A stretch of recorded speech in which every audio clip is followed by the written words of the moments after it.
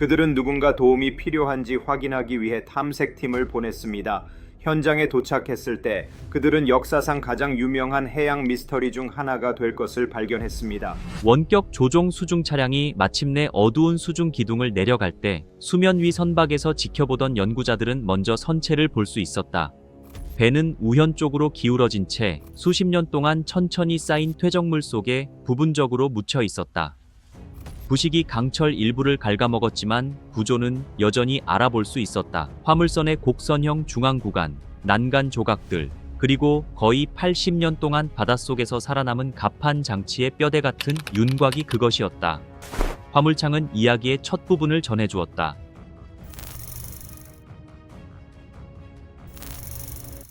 폭발 피해는 분명했다. 해치덮개는 밖으로 날아가 있었고 이는 1947년 실버 스타호 승무원들이 보고서에서 설명한 것과 정확히 일치했다. 아우랑 메다노를 침몰시킨 폭발은 선박 하부 구간을 강하게 갈라 그 안에 보관되어 있던 대부분의 화물을 파괴할 정도였다. 화물창 안에서 카메라는 뒤틀린 금속, 검게 그을린 잔여물, 그리고 이미 형태를 알아볼 수 없게 된 조각들을 보여주었다.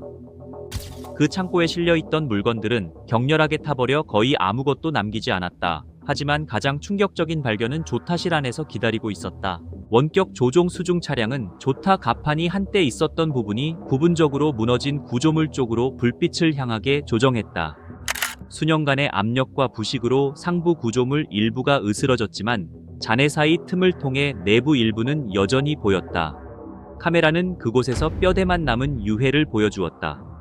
유해들은 흩어져 있었지만 분명히 인간의 것이었고 깊은 바다에 차갑고 산소가 적은 환경 덕분에 부패가 느리게 진행되어 보존되어 있었다. 잠시 동안 연구팀은 단지 이 정도 연식의 난파선에서 흔히 볼 수 있는 것이라고 생각했다. 수십 년 동안 조류와 구조물 붕괴로 천천히 흩어진 선원들의 유해일 뿐이라고. 하지만 법의학 전문가들이 영상을 검토하기 시작하면서 상황이 달라졌다.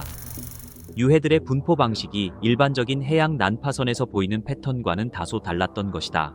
수중에서 시신이 부패할 때 중력과 물의 움직임 때문에 결국 뼈는 구조물의 가장 낮은 지점으로 흩어지게 된다. 뼈는 분리되고 떠다니다가 난파선이 부식하면서 예측할 수 없는 패턴으로 자리 잡는다. 77년이 지난 뒤라면 선원들의 유해는 완전히 흩어져 난파선 전체에 무작 위로 분포했어야 한다. 하지만 카메라가 보여준 것은 그렇지 않았다. 많은 뼈들이 여전히 선박 장치와 관련된 위치에 자리 잡고 있었으며 이는 시신이 정상적으로 붕괴되지 않았음을 시사했다.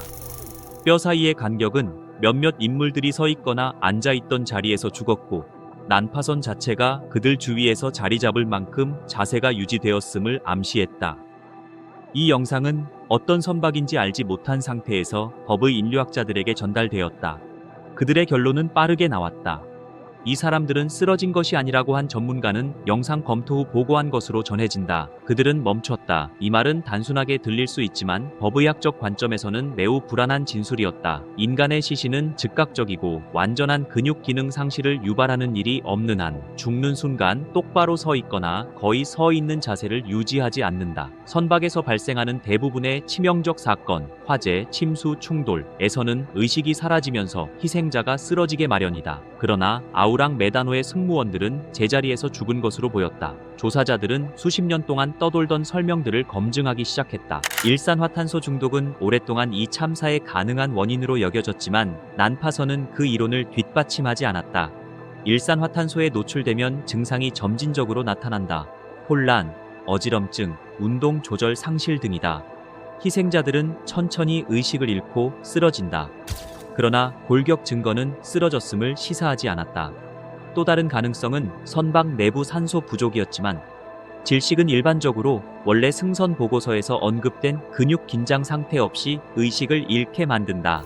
또한 열린 구역에 흩어져 있는 시신들, 특히 노출된 조타실에서 발견된 사례를 설명할 수도 없다. 구조적 붕괴와 침수도 배제되었다. 선체는 결국 선박을 침몰시킨 폭발 이전에 치명적인 손상을 입은 흔적이 없었다. 만약 승무원들이 침수나 충돌로 사망했다면 선박은 구조 신호를 전송할 만큼 오래 떠 있을 수 없었을 것이다. 남은 한 가지 이론은 신경작용제 노출이었다. 제2차 세계대전 동안 개발된 신경작용제는 매우 빠르게, 때로는 몇 분 안에 치명적일 수 있었다. 이 화학물질은 신경계를 극도로 교란시켜 희생자가 죽기 전에 근육 경직, 통제력 상실, 극심한 고통을 경험하게 한다.